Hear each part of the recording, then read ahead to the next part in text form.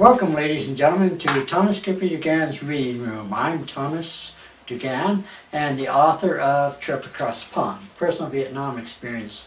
We are starting another chapter now, chapter 16, and that is Rest and Relaxation. We are going to the Philippines, Manila, and aboard a ship with my friend Glenn Lang from San Mateo, California.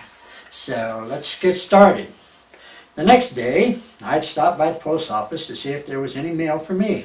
Mark talked with me for a period, then taking my mail, I walked over to the web talk.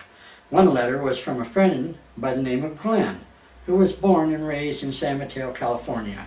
He was in the Navy on a ship out on the ocean somewhere and probably had plenty of time to write.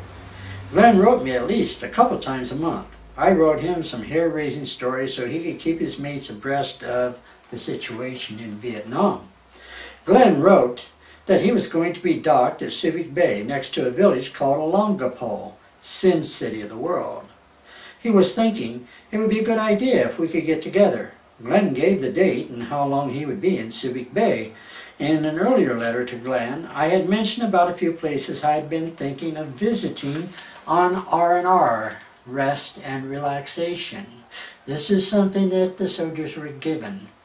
Finished reading the letter, thoughts came through the field about how good it'd be to relate to someone that I knew from back home. Glenn had written that I could be a guest aboard the ship he was on. The more thought given to the idea, amplification, the more excited I became.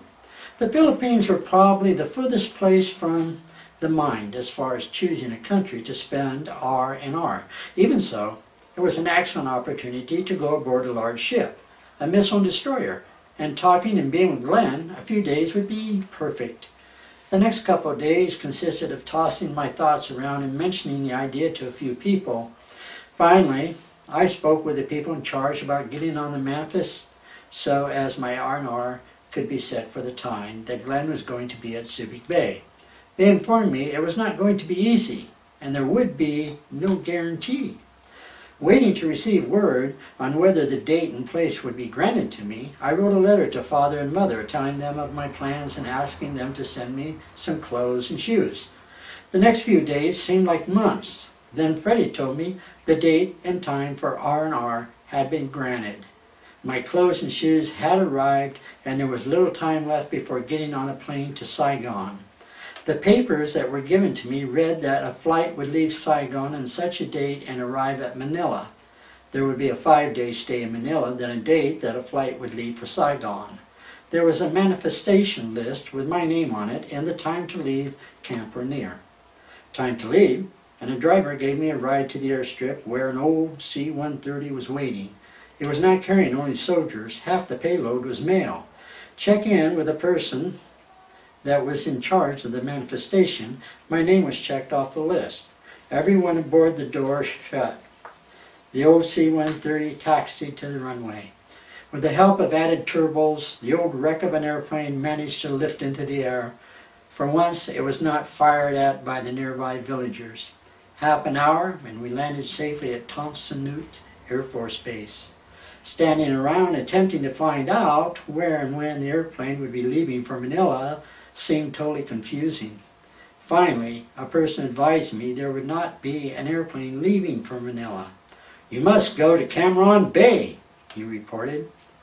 "Well, how the hell do I get to Cam Bay?" I asked with disgust. The man looked at me without any expression. "Hitch a ride," he replied. "That is good. I will walk around from airplane to airplane aimlessly and ask whoever if they have room for a person that is having a difficult time going on R&R. Oh well, you can make it or break it, and I'll make it." After a couple of attempts at some nicer looking airplanes, I walked over to an airplane that looked like it would be a miracle if it could get off the ground. The airplane was already loaded with cargo.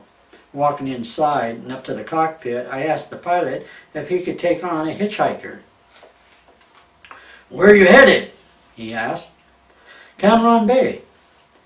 "I have a full load." He paused and looked at me for a moment. "The weight is, let's see, okay, "Is that all the baggage that you have?" "Yes, sir," I reported with a thankful smile. Looking out a window of the cockpit, he said, "We will be leaving in a few minutes." I turned around and found a place to sit where I could lean my back against the wall of the airplane. Once we were in the air, we flew at 5,000 feet. The engines sounded as they had given their last good mile some time ago. The airplane shook, vibrated, and there was that familiar creaking sound. It caused me to wonder whether something would suddenly come loose and tear away.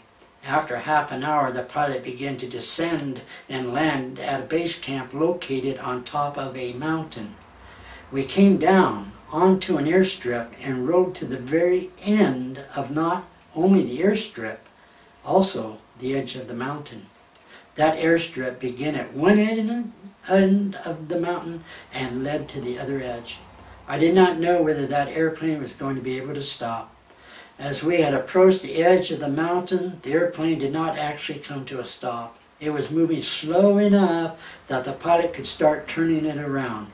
I knew then I was riding with one damn good pilot. After some cargo was unloaded, we began to lift off. The airplane was about to the edge of the mountain before it began to leave the ground. We were en route to Cameron Bay when we entered a storm. My thoughts were, Christ's sakes, am I going to experience R&R or what? Looking out a window, there was much lightning to be seen and thunder like I never had experienced before. Every time there was thunder, the airplane shook as if it was a matchstick in an empty matchbox. Rain was hitting the airplane so hard, I thought the rain put holes into the body of it. We would be moving along, then suddenly the plane would drop straight down as if the engines had suddenly quit operating. The strong wind, turbulence, threw the plane around as if it was a piece of paper. After a rocking, reeling, rolling ride for what seemed like a lifetime, we left the storm and approached Cameron Bay, an island off the mainland. The landing there was more enjoyable. I shook the hand of the pilot, grinned, and said, "Thanks, sir. It was one hell of a ride." He gave me a small, innocent smile. Walking around, asking a few people where the hell information on R&R was. I finally stumbled onto a place that handled the manifest list for R&R. A soldier of the Air Force informed me that a plane for Manila would be leaving the next day in the afternoon. He gave me directions to a barracks where I could bunk out. The island was nothing but sand. There was not a tree or any kind of vegetation that was to be seen. Walking to the barracks and looking at a building with one end open, I was amazed at the size of a few generators that obviously provided electricity for the entire island. They were the largest generators I had ever seen. At the barracks, that were more like the barracks back in the United States, I found an unoccupied cot and laid to rest. After all, the day was extremely hair-raising for me. I thought, why am I alive? After a few hours of rest, I showered and shaved. A person began talking to me, telling me a few things about the island. He told me that there was absolutely nothing to do there. Soldiers would get very lonely, and some of them committed suicide. Having seen the little that I had so far, it did not take much to convince me. Like the soldier said, there was nothing to do. It seemed as if nothing existed. That aura of great loneliness was everywhere. I laid on the cot and attempted to doze off, happy I would not be there long. Yep, this was sure turning out to be a lot of rest and relaxation. I wondered what tomorrow would bring. That's the end of chapter 16, folks. Thank you very much, and catch us on the next one. We're doing 17. We're going to Manila.